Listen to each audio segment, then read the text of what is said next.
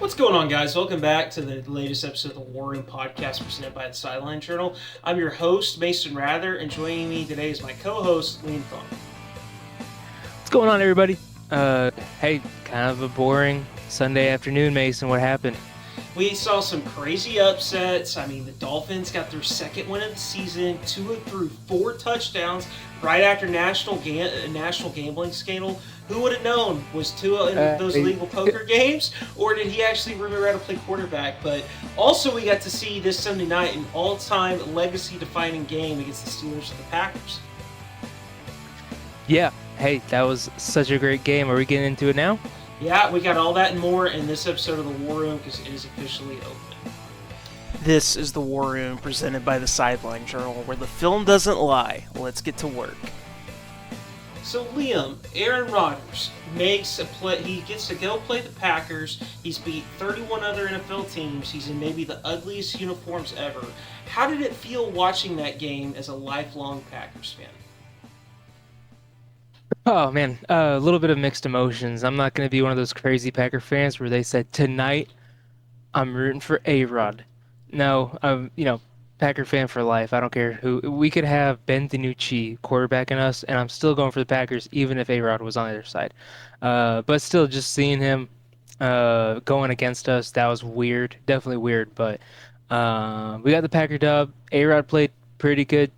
It wasn't great, but it was definitely something crazy to see, man. But just give it out to like National Tight Ends Day because it's been pretty fire for the tight ends since it started. And Tucker Kraft, I was so happy that my highlight of the game was on a nationally televised game. Tucker Kraft introduced himself as a premier tight end in the league because the NFL had a nice little poster before the Sunday night game, but after all other games, saying thank you for a great tight end. National Tight End Day, and it had like Kelsey, it had like Mark Andrews, and like Sam Laporta. All right, Yeah. and Packer fans a little disappointed. That was a little upsetting. Left off Tucker Kraft. Little do they know, just pops off for like 7 catches, 130 yards, and 2 touchdowns. Um, Tucker's awesome. I hope a lot of people got to see what he's like. If you're not a Packer fan, I think people should start looking into Tucker Kraft. He's so exciting. He's a phenomenal tight end on every side that you want him to be. He's 6'5", fast. He can block anybody from an elite edge rusher to the middle linebacker, and he can hawk down a corner and then just destroy them. He has a great story. He's hilarious when he's mic'd up. Tucker Kraft, I mean, I feel like he's like Baker Mayfield for tight ends. He's just exciting to watch, Mason. I know you're a little upset about Tucker Kraft's performance, A little but bit. I've been knowing about Tucker Kraft's game for a while, and I was just crossing my fingers, hoping to God on the week that we play fantasy that he didn't put up a 25 or a 30 burger. Instead, he put up a 35 burger, and we went up in fantasy this week. I had all my starting wideouts out. Liam had 2 guys put up 0 points because they were injured and out, and he's probably still going to win because of what Tucker Kraft did. So hats off to shout him. out But Tucker. going on that topic though about the National Tight Ends Day, and when you talk about the tight end graphic they show like Mark Andrews, Travis Kelsey, all those names. There are 3 complete tight ends in the NFL, and I will always rank them as the top 3, regardless of how anybody feels. And it's George Kittle, Sam Laporta, and Tucker Kraft. They all can catch routes, they all block their asses off, and they are all security threats for their quarterback. So if this episode just gets titled "The Tucker Kraft Love Show," I'm okay with that because I think he's earned it. Dude, he was awesome. And Mason, you remember before the season, and I forget which episode it was. We might have to drop that, have some link to it Yeah. right here. But Mason, we had a good talk on 12 personnel and how that might become a huge thing in the NFL. And I don't know too much of the statistics behind it right now for this season so far. But I was listening to Pat McAfee today, and they were talking about the tight end position and how it's evolved, and how Antonio Gates was kind of the guy that rejuvenized it, gave it its new definition, because Yeah. before it was just a passing, like a quicker blocking lineman, but now it's turned into that elite wide receiver, and we saw like Tony Gonzalez, Travis Kelsey, George Kittle, become some crazy guys in the wideout spot. But I think it's just and on Pat McAfee, I'll give some credit here. These are not my thoughts, but they really talked about how um, it's a freak athlete because back then some of the like Tucker Kraft, Sam Laporta, who else? Maybe like Jake Ferguson too. They probably would have been told to go to the defensive end position Yep. or lose some weight and play like a Well, wideout, and they'd probably be fifth or sixth string. You go. I'll go ahead and build off that. See, it's not just Pat McAfee's thought. It's been the way that a lot of football Sure. coaches in the collegiate scene have started recruiting high school athletes the past 15 to 20 years. I can speak from my experience, 6 years of coaching college football. When we would recruit high school tight ends, we wouldn't recruit the tight end position. We'd go find the best athlete regardless of position. I've recruited a tight end that was a 6'5", 240-pound offensive lineman from a 3A school. If they are the best athlete and they don't fit a size box, that is the position you recruit to play the line. Right now, there is an all conference tight end at SWASU who is a 6-man or an 8-man quarterback at Corn Bible Academy that was 6'5", 190. I He was 6'5" and Amen. 190 pounds. He's now in his senior year. He's 6'5", 265.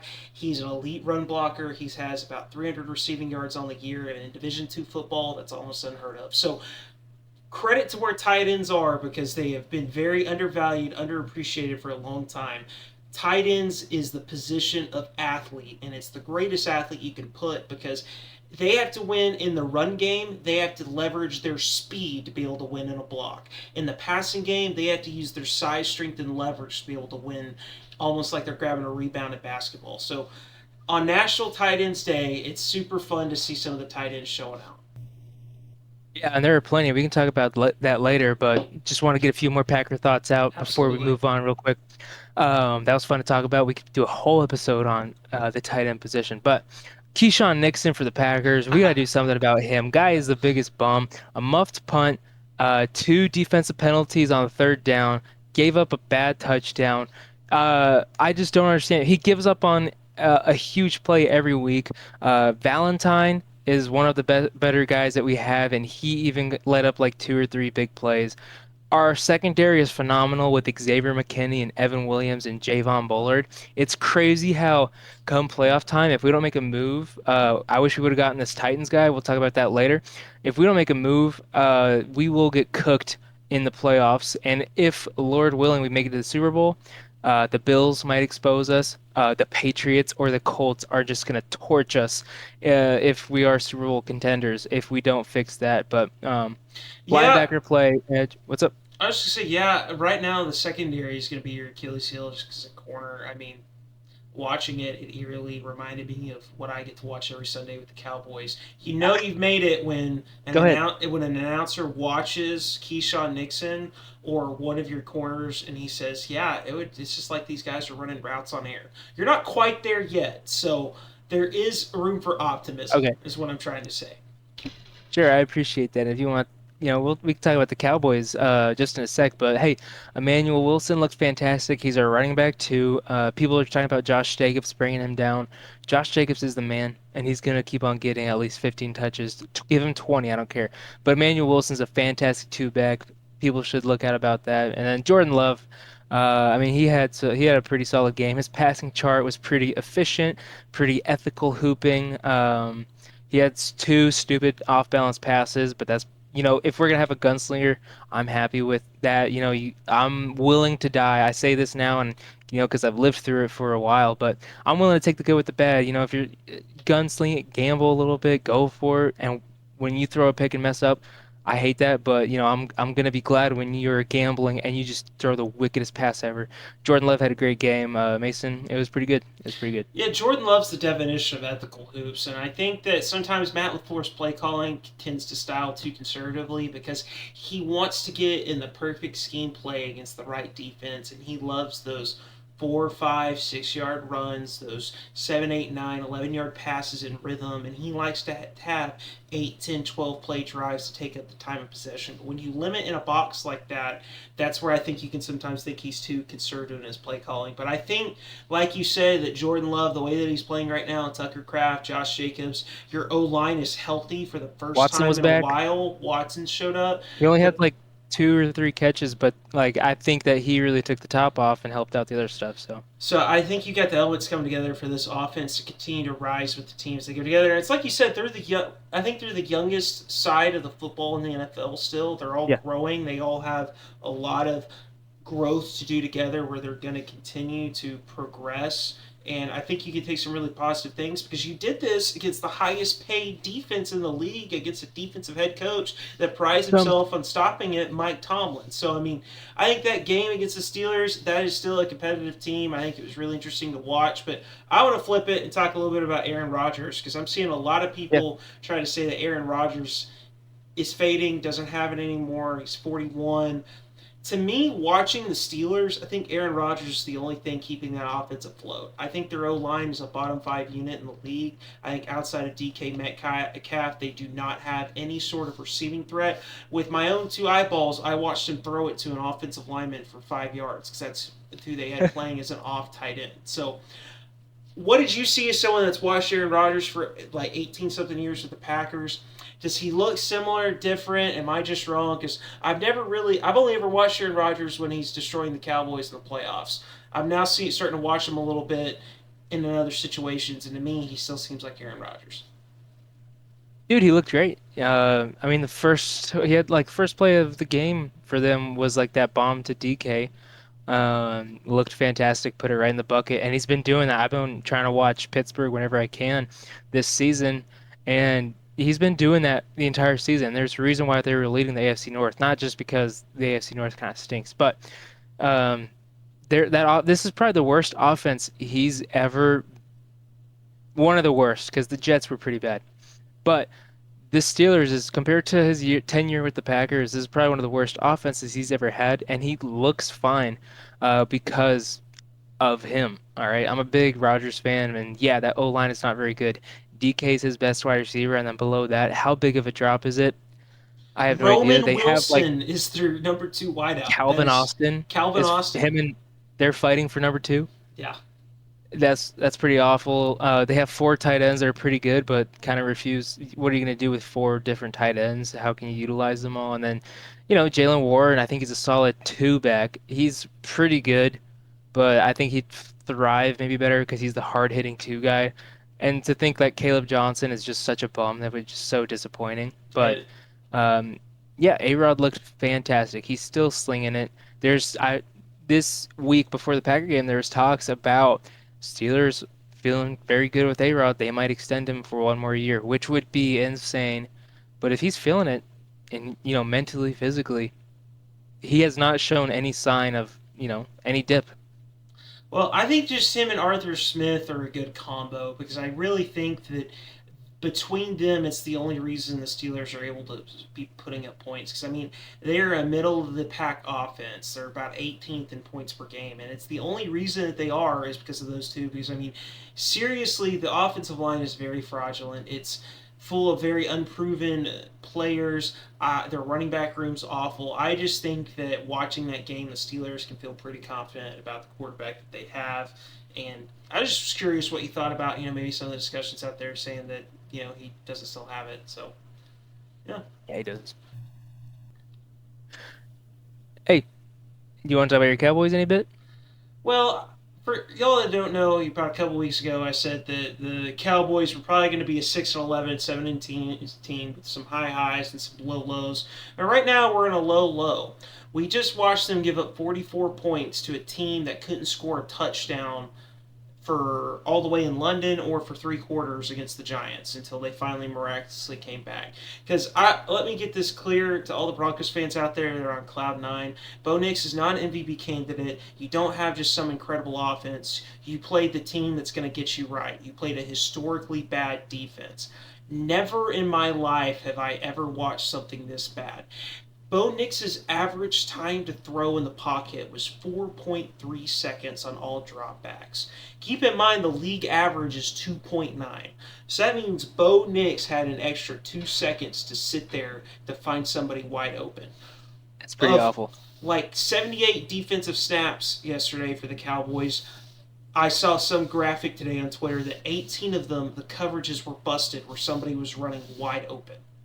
That can't happen, and it consistently happens, and it's because you've got a DC trying to force a system on players they don't run, and you've got bad personnel. It's an all-time bad defense. So that's really all I've got to say about it. We're in a low load right now, and I think Tony Romo summed it up best because he was like, it was like the Twilight Zone. He was talking about a man from experience.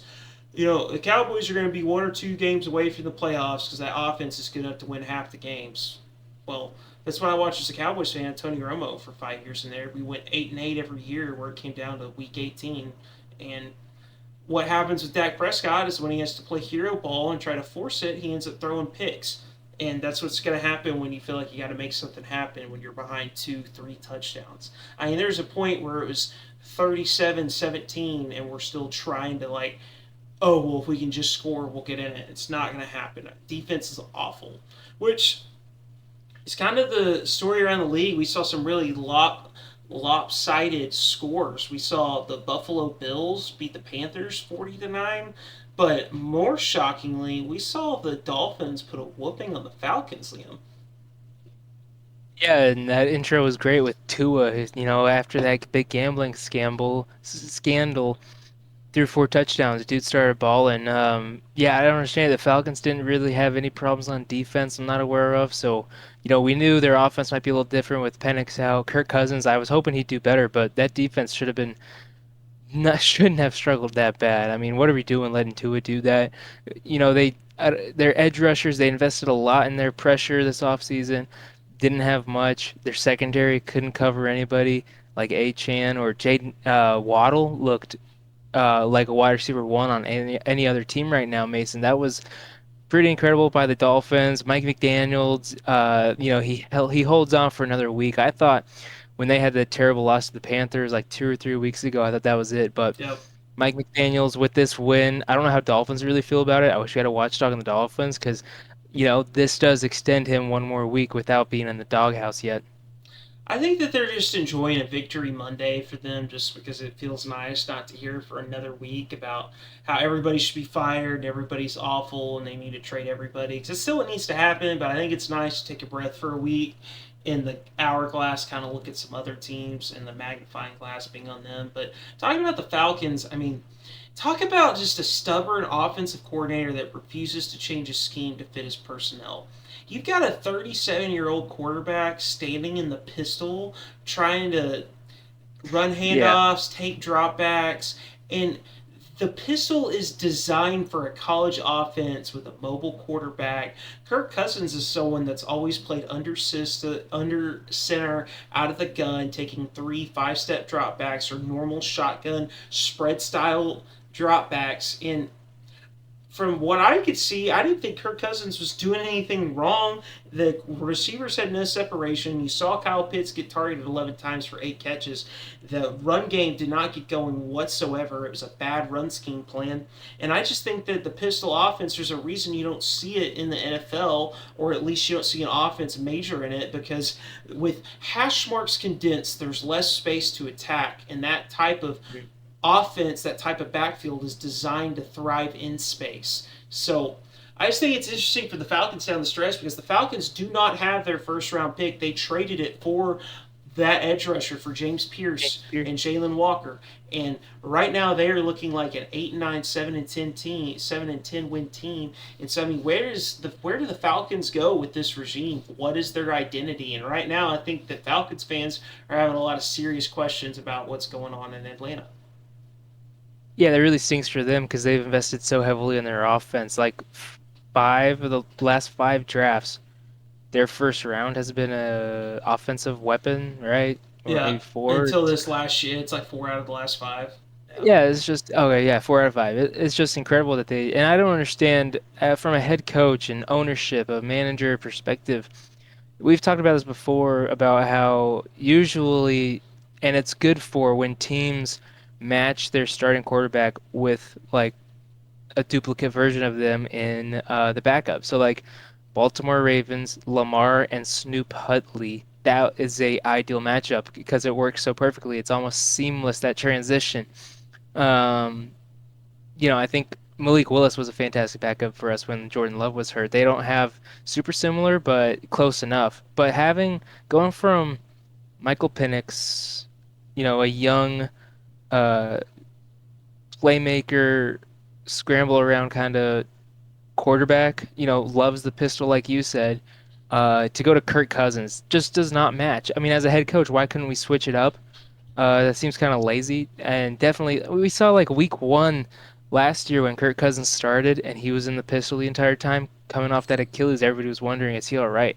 Kirk Cousins bounced back with like a 500-yard game a couple games later. But yeah, that Atlanta, that marriage between them and Kirk Cousins, that seems like that's going to hurt them. That's almost like a Cleveland Browns signing right there with how much he got, how old he is, and then not using him.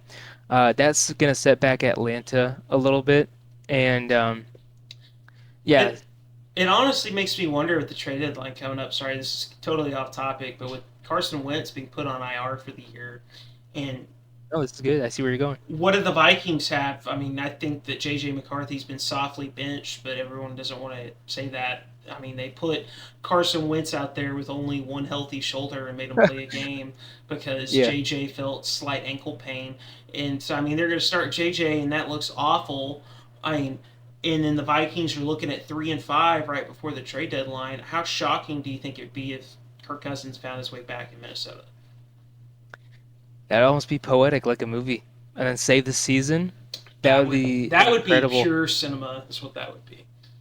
Yeah, I mean, like, and what's not to like about that offense? Aaron Jones has like one more year left. Jordan Mason's a solid running back. They got T.J. Hawkinson, who's been solid, and then of course, who we thought was quarterback proof until last week, Justin Jefferson. With like, they got a fantastic offense. Yeah, Minnesota, do we want to go for this? Our defense is still there. We got Brian Flores, who is one of the most brainiac defense coordinators in the league, and Kevin O'Connell's a fantastic coach. What apparently they soft benched JJ. Carson's done. You got rid of Daniel Jones and Sam Darnold, so let's Well, buy back in. Let's I say we're sorry. it's hard to say they got rid of Daniel Jones because a lot of the They never. reporting that I've read, they actually offered Daniel Jones a contract and he turned it down to go to the Colts. And so, I mean, Daniel Jones might just be a prophet for knowing what was going to happen with the Colts. He was like, nah, Kevin, I'm going to Indianapolis and we're going to be the reincarnation of the 1999 Rams and the greatest show on turf. But to kind of wrap up this discussion on the Falcons, the Vikings, the Dolphins, this league's so strange and so weird. It's always going to be any given Sunday because these are all still the best 500, 1,000 football players in the world, top 32 organizations, and you can always catch somebody on the bad week, and in the right week, your team can catch fire and play well. And kind of wrapping that up around the league, a team finally caught fire for the first time this season, and they finally got their first win of the season. Liam, how about the Jets and the Bengals? Man, dude, I'm a big Joey Flacco fan, but yeah, the Jets pulled it off with I don't know how. Justin Fields played all right. Brees Hall the touchdown. Mason, I'll say that I am not a big fan of Aaron Glenn's tenure right now. I know he's young, a rookie head coach. I think his decision-making, play calling, and game management has been awful so far. I'm glad the Jets got the dub. Justin Fields' story is awesome, and I feel so bad for him after their owner just kicked him to the curb while he's still starting under center. I feel good about Justin and the Jets players getting the win, but that management by the Jets is still that crappy management we've seen for the past decade. Yeah, Woody Johnson, hell of an owner. I mean, goes out there, trashes his quarterback, defends his head coaching hire, then says himself he's an awful owner that doesn't know how to because they haven't won enough. And all that Yeah. happens is your quarterback that you trash ends up going out and delivering a win, and then straight up says that I know he's the owner, but whatever he says is outside noise and has no pulse on the team.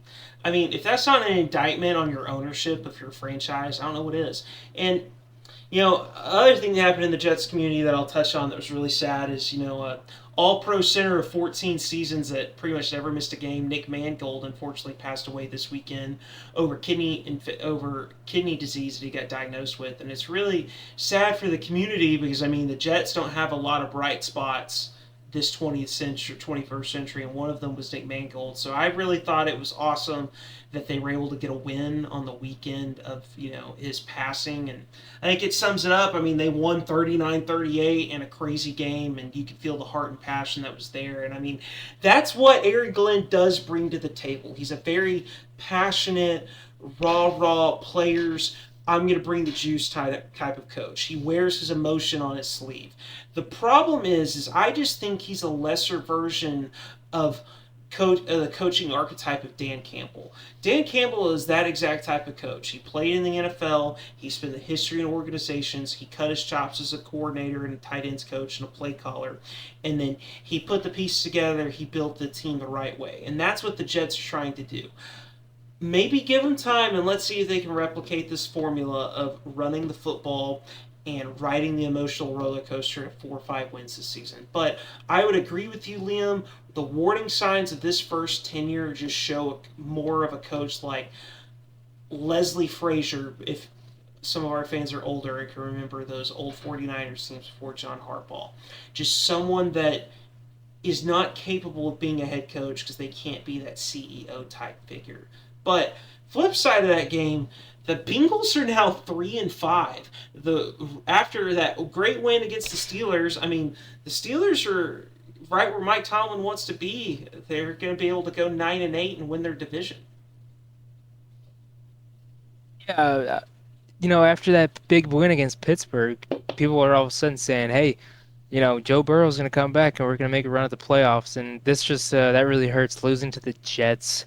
Losing to the 0-7 Jets.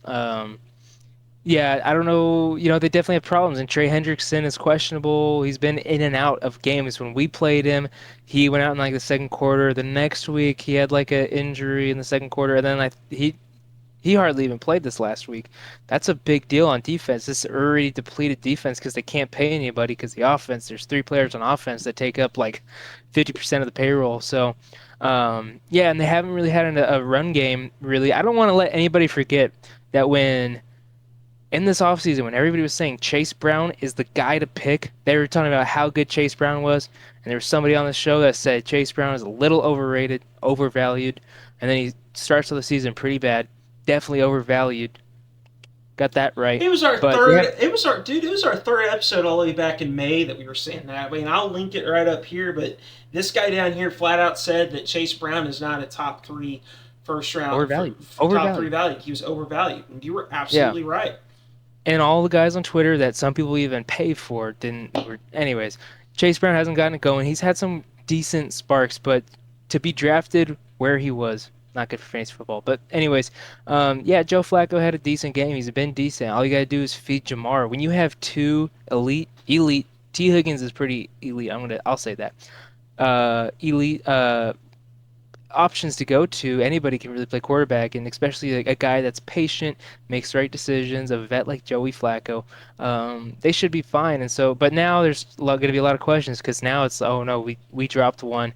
Joe Burrow still, probably, I think, is it late November he'll be back? So he's only going to get 4 games. He's only going to have 4 shots to try and win it. Their schedule's not going to get easier. Teams are going to get better. And if we lose Trey Hendrickson, if the Bengals lose Trey Hendrickson for whatever reason, then that gets a lot scarier for the Bengals.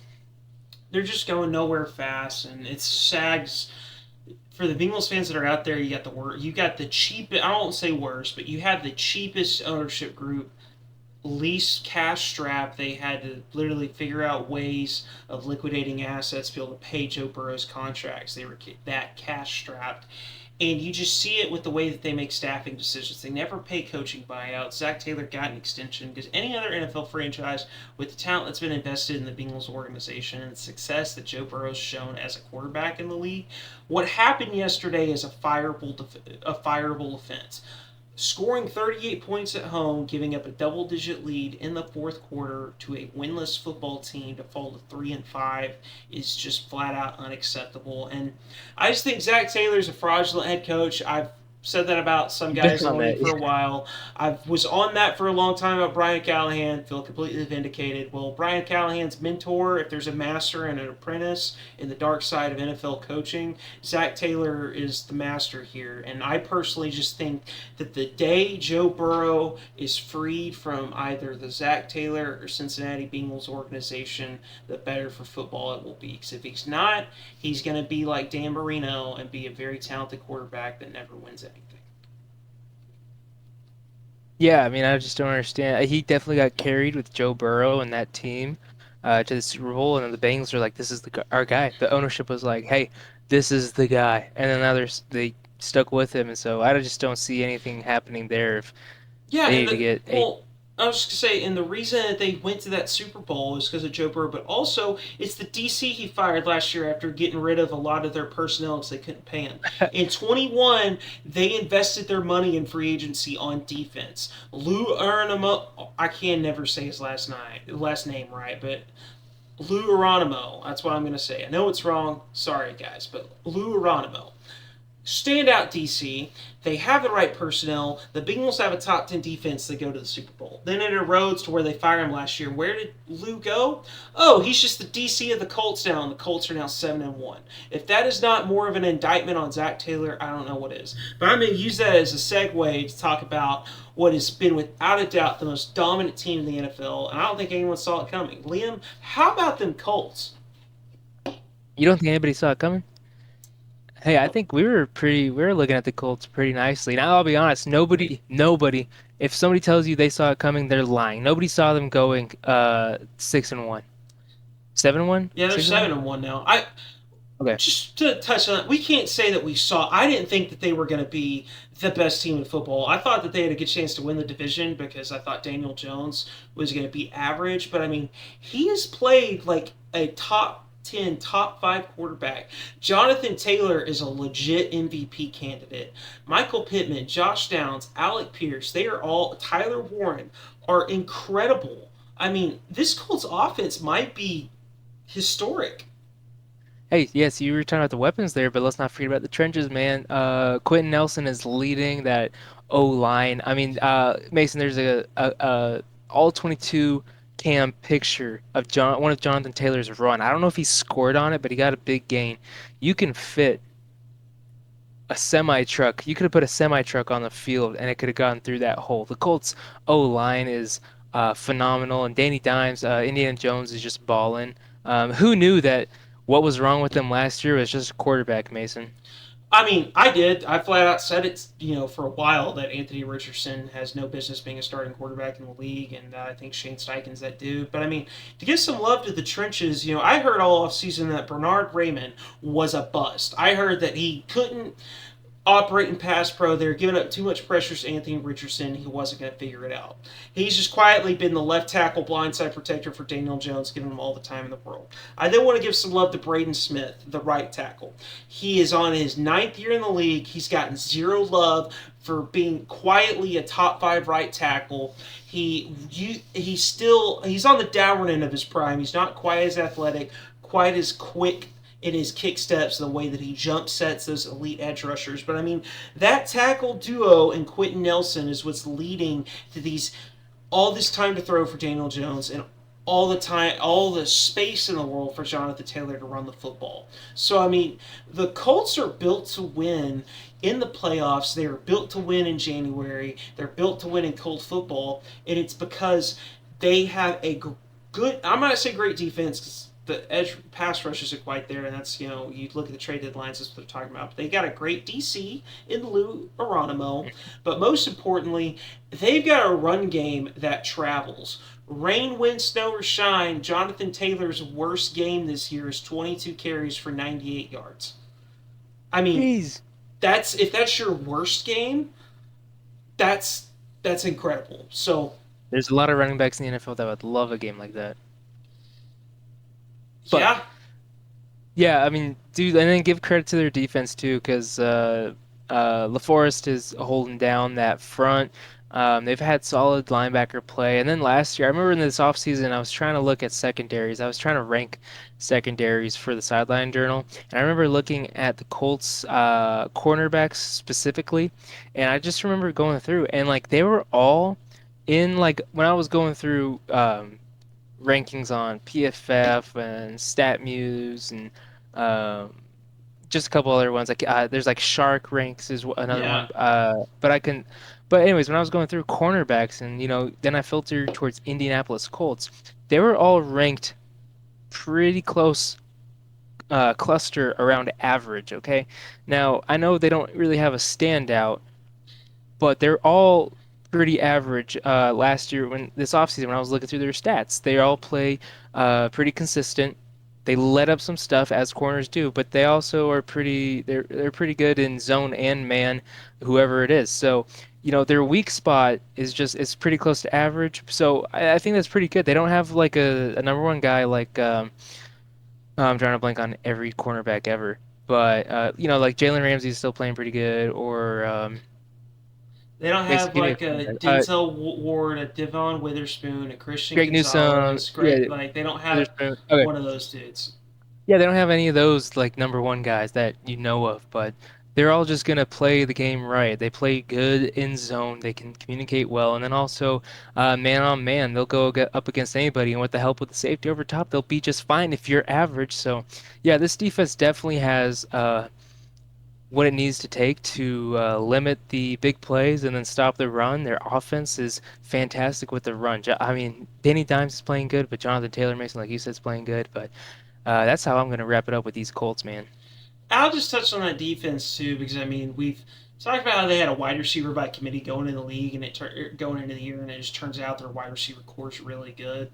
I think the defense is just a perfect example of guys that have bought into a system or playing extremely well in it. Because I mean, the linebacker tandem of Jermaine Pratt and Zaire Franklin are playing like a top 10 duo off ball linebacker in the league. I mean, they're incredible because what the Colts major in is something called cover two or cover two match or Tampa two, where base cover two invert, excuse me, or Tampa two, where basically what's happening is either Jermaine Pratt or Zaire Franklin are being tasked with being the middle pole runner up the middle and covering the seams and breaking routes, your common dagger concepts of seam deep end routes, and they're doing extremely well. They have incredible zone chucking skills, they have good ball hawking skills, and they're great at covering the run.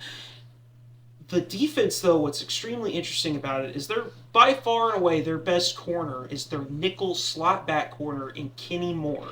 He's older now, he's 31, but you see him force the edge in the run game. You see him sometimes have to go match up against the best wide receivers. They like to, a lot of offense like to motion and zip the receivers into the slot, and he's playing incredibly well. It sucks that, unfortunately, training bans exist because their number one corner, along with Anthony Richardson, had a major injury from those training bans that they're now out. So that's kind of sad for the Colts. I mean, maybe that's going to be their kryptonite in January. He's going to be massage guns or Thera blankets because there'll be a malfunction there. That's the only thing that could stop the Colts. But anyways, that defense, it travels with the team, and the Colts are the real deal. But we were talking about a running game. And I mean, I think trench play, Liam, is kind of the story around the league. It's the teams that have trench play, it's the teams that don't.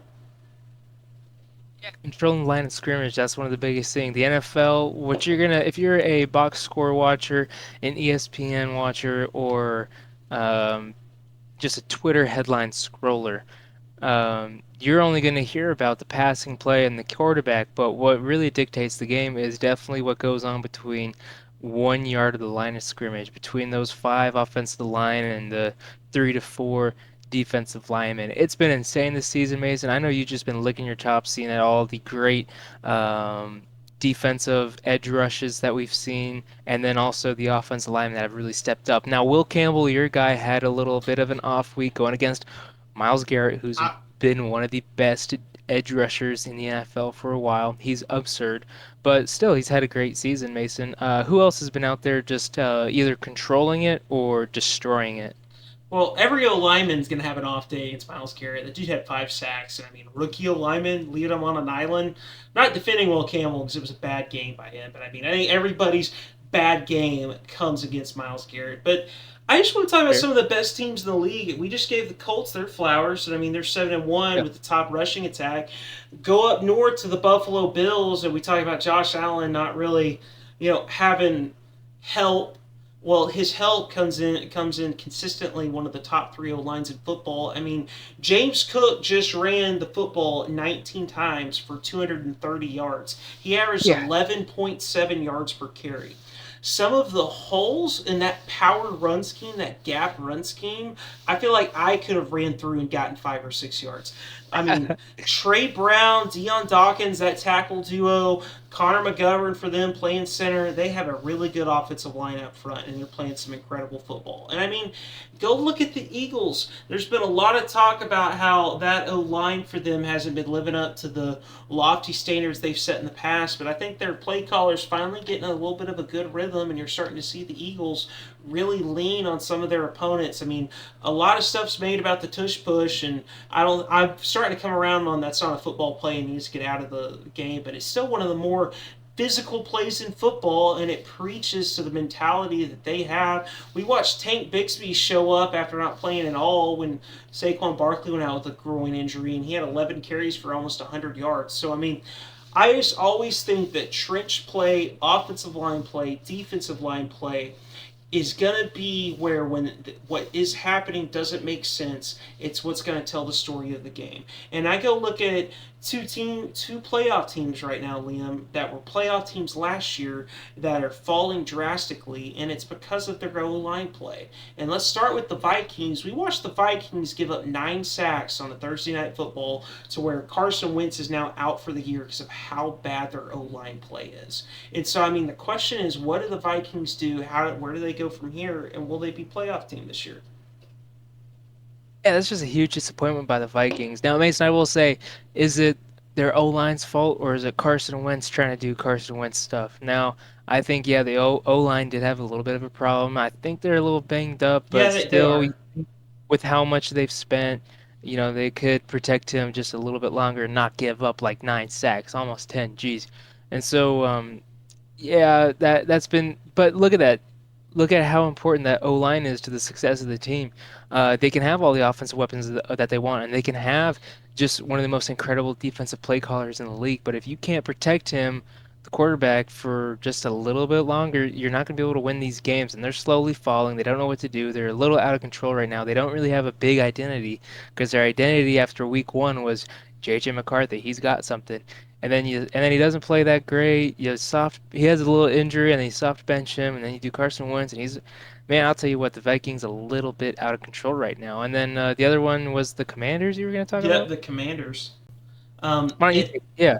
Well, I was just say the Commanders the same deal. All the way back during the NFL draft, I went ahead and said that Josh Connerly, their first round draft pick, was a reach, and I think he was going to be a bust. And I mean, go ahead right now to who's playing on Monday Night Football right now. I mean, we're seeing two rookie tackles play, and the one taken right after him, Justin Simmons, has been incredible and shouldn't have fallen in the draft.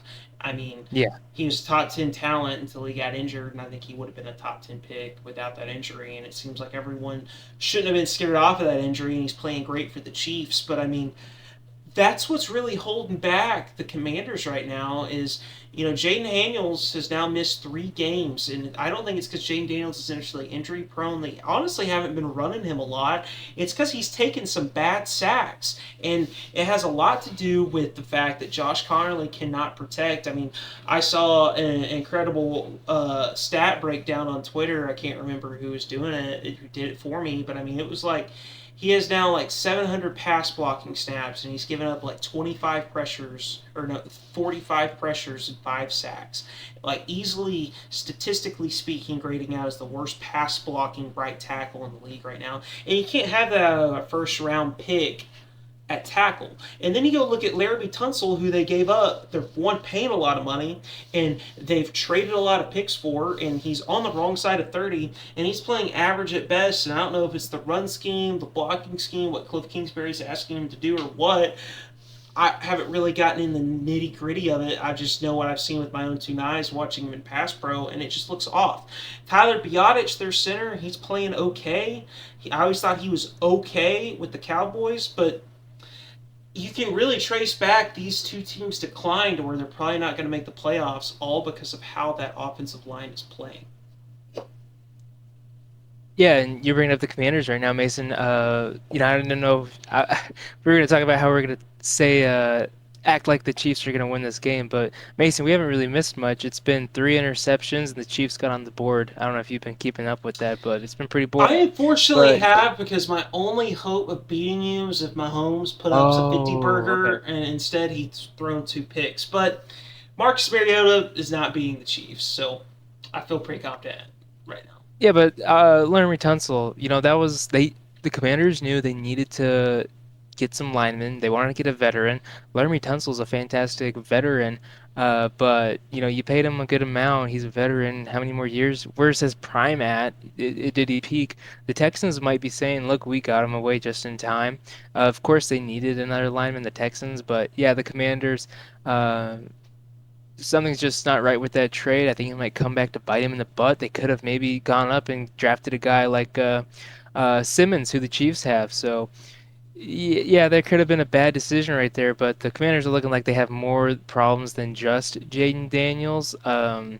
Is Deebo Samuel the right guy? They're like one of the oldest guys. They're one of the oldest teams in the league, right? And they have a rookie quarterback, which is just Yeah, wild to me. it's what they try to do, the classic thing in the NFL of where a lot the at least the thought process coming around in the 21st century is you try to win a Super Bowl on your quarterback on his rookie contract. That's when you try to really load up on high price veterans, take on make big trades, pay a lot of money to people while you got to, because that's the best asset in football, a top 10 quarterback on a rookie cost controlled contract. Like, And May.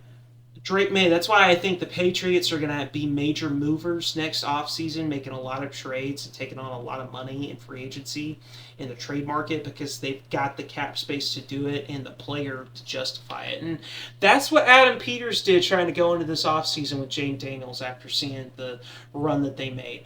I just think they've invested a lot of bad money in very aging veterans that are not giving them the production that matches the money they've spent. Like, I love Bobby Wagner. He's been the heart and soul of a lot of Dan Quinn defenses.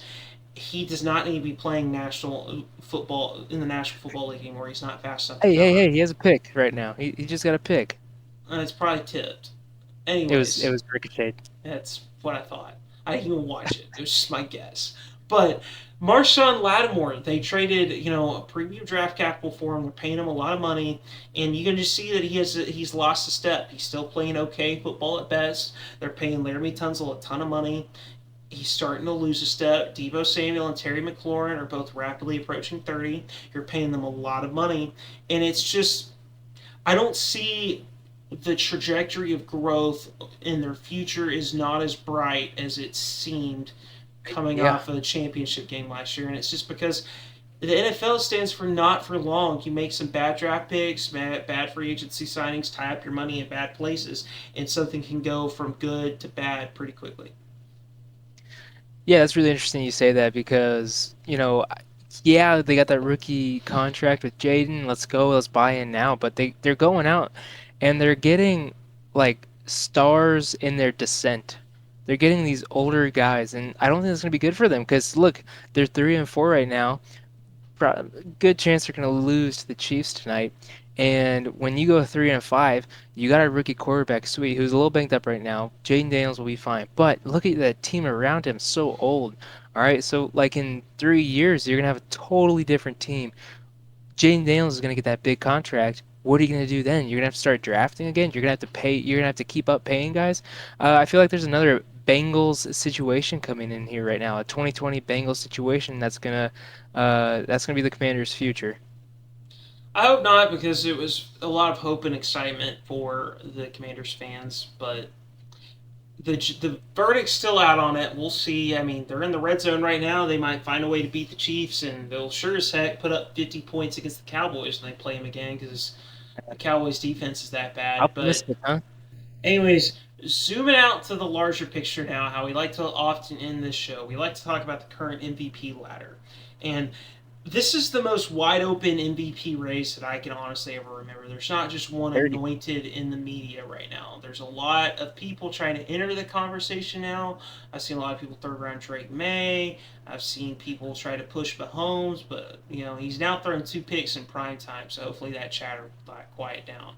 And Please. now there's a new entrant that I'm hearing from Wisconsin. Is Jordan Love an MVP candidate? Great introduction to that question, man. Look, I can't stand that. Jordan Love, like I appreciate the MVP talk surrounding him coming from some crazy Packer fans, but then also some like big NFL names, NFL media names. Jordan Love is not in the MVP conversation. Now, if he continues this trajectory, yes, Jordan Love has a good foundation right now. He's playing clean ball, throwing for a good amount of yards, and he has some fun plays, but he does not have the MVP that he's not on that trajectory right now, okay? He's had a couple like 125 passing yard games. We lost to the Browns. That's not good. Mason, I just don't love it, man. But what happened with Dak? Is he still up there? Are you still hopeful that he'll be up there?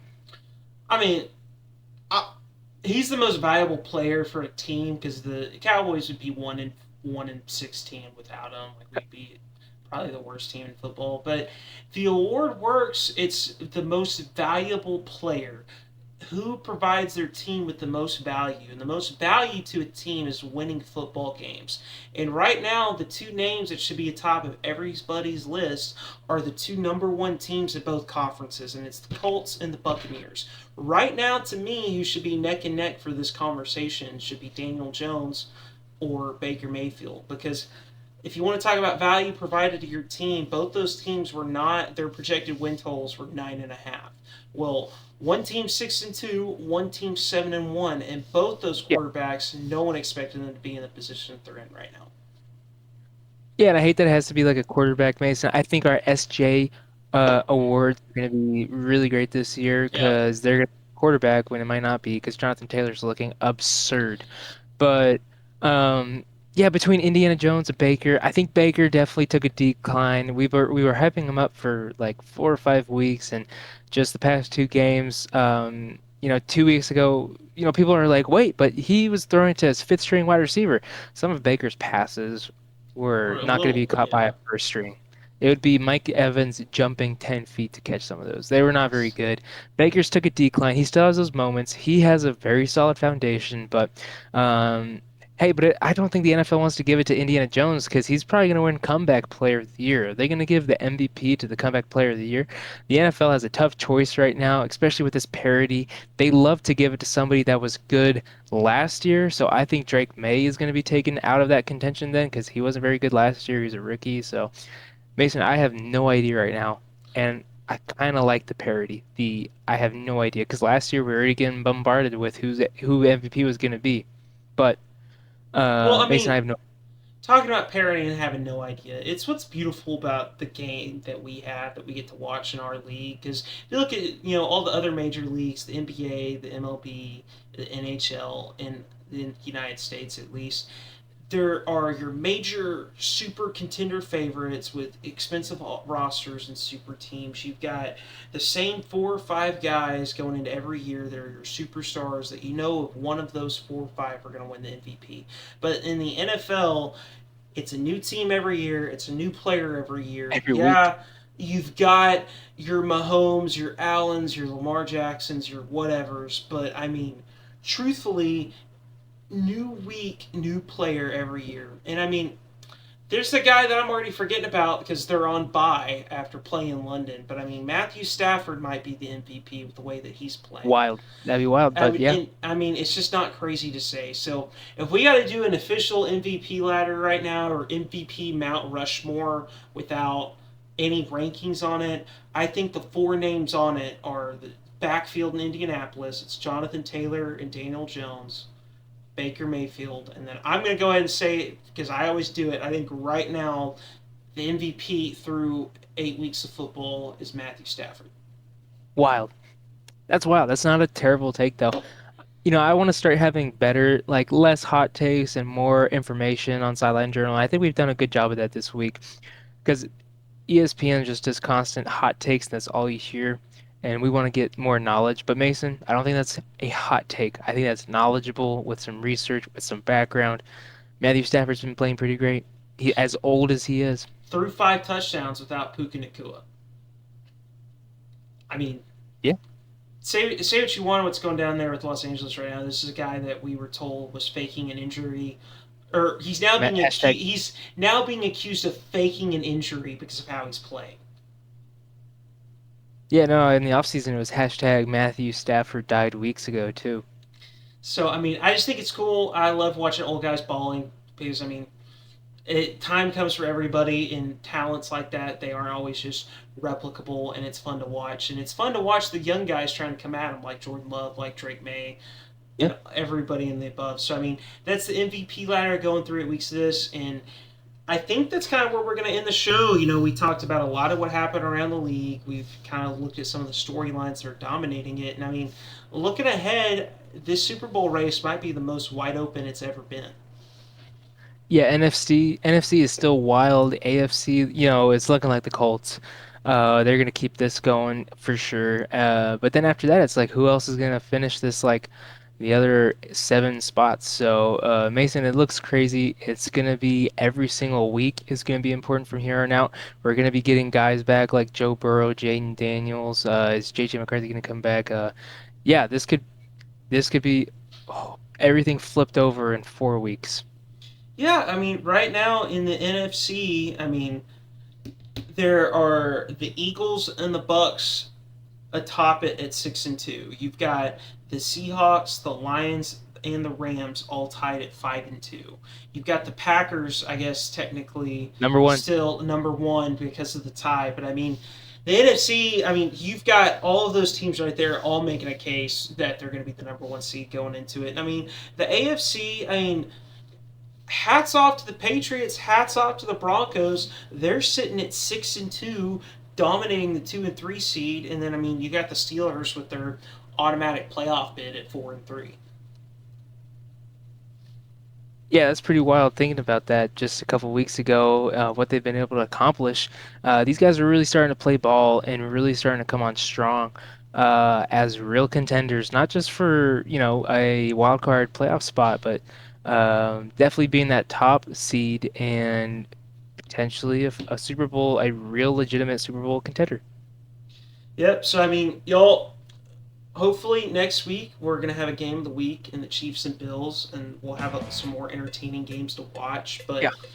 anyways, we really appreciate y'all tuning in over the past couple weeks. We hit our goal of 300 subscribers finally. Appreciate Really appreciate that. Never would have expected us to get there. So we appreciate y'all riding with us. We're trying to ride with you guys and deliver something that's going to be different than maybe all the sports media that's out there. So you drop a take or a comment down below on how we can improve or what you took away from this episode. And we love doing it, and we'll catch you in the next one. Peace.